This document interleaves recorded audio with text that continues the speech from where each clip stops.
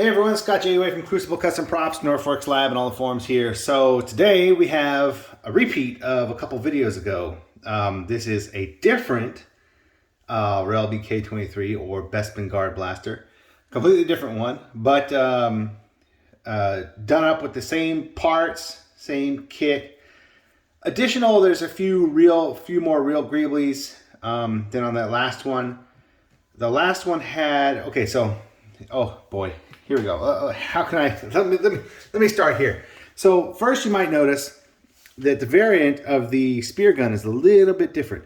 The O-ring placement on the back of this part on the other, and there's pictures from the prop store of screen used ones, and they have this O-ring in the center of this section right here, this flat section here. Now this one has it closer to it. I didn't discover that until I took off the main tube. But this version is also seen on screen, and I have a screenshot of one being held like this, where they do have this version. So it is still screen accurate.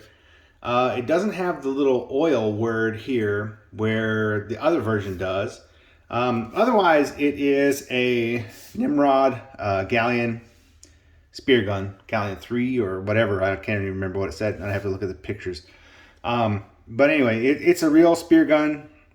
It has Ethan's really great metal parts kit, which is the sight, the two gears, the barrel sleeve, the muzzle, and the threaded rod, and the back cap, the little aluminum cap that goes right there. Now the real Greeblies I have on this one are, of course, the V8 cone thing, whatever the hell that is. The motor coil Greebly. This particular one right here is one of, I have an F4E Phantom kit, and this was the landing gear door from that kit. This one is one of the cast ones from Brian Clinton's cast runs. The swizzle stick is cast, this is cast. This is cast, and the calculator button are cast. Now this Greebly I made from scratch from real F4 Phantom E and V8 visible V8 engine parts. So you have the F4 Phantom E bomb, then you have the V8 kit thing that's on Han Solo's belt, which is just that little part. And then I used the nose cone from the F4 Phantom E. And it seems to be a pretty good match as far as shape and size and everything. So that's what I went with. So it's a scratch built.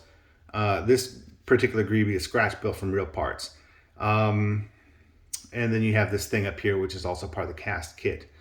So yeah, so it's a mixture of cast pieces, real pieces. And I decided on this one to paint the inside of this little thing red, as I saw one of them has that. The red dots here and the red calculator button. And the real motor coil Greebly. I think I already said that. But one other thing, oh, and this is a cast trigger. So this is not the original trigger. The original trigger for mine also had the less toned down spike at the front.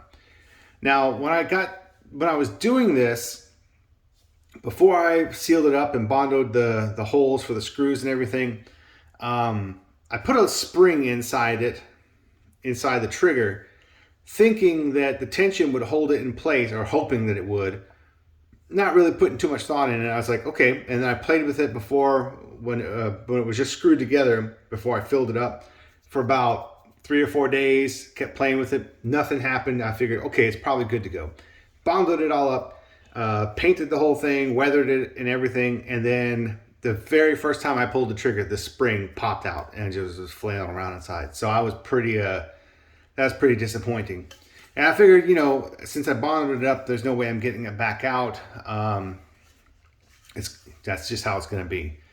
And I didn't really plan for it to work. I just thought, well, it'd be nice if it did, because I didn't think it was going to really work out. But anyway, so I was about to do the video this morning, and then it just really, really bothered me. So I dug out where the screws are here, all the Bondo and everything, dug those out just around there, and then took it apart, milled a little recess in the top of this trigger, and milled a little recess in the top of the receiver tube here, and then cut a spring, put a spring in there, or the same spring actually. Use the same spring that had popped out. Put it in there so it sat in those recesses. Glued it into this trigger in there, and also glued another piece of plastic underneath, like it was like a bike valve or something, just to have something to where it wouldn't pop back and out of its little placeholders. So it's kind of a jerry-rigged jank trigger spring, but for now it's working just fine. It doesn't have as much tension on it as it did earlier, because with milling those little recesses gave it a little bit more clearance, and it's not as strong. But it's fine. It doesn't flop around, and it does its thing. The other problem was I tried a stronger spring, and it broke the little pin that holds this trigger in place. And I noticed that mine was already cracked around there. So this spear gun had been through a lot. But anyway, it's working now. I don't plan on it. Mostly it's just going to sit around, and that's about it. But for satisfaction, does have a spring on it, a working spring on the trigger now. If I never ever do another one of these in the future, I guess I could replicate that. That shouldn't be that big of a deal. But it's not totally necessary, honestly. But it is cool to have the spring. But yeah, so anyway, there it is. This is the Relby K23 or Bespin guard blaster with the machine parts from the RPF run, and some of the cast parts and some real parts. So there it is. Thanks for watching. It's pretty cool. It's actually super comfortable in the hand. But that's it.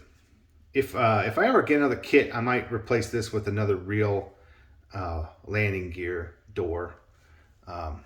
Whoops. So we'll see. I'm not gonna obsess about it too much. It's pretty cool as it is. Anyway, thanks for watching, guys.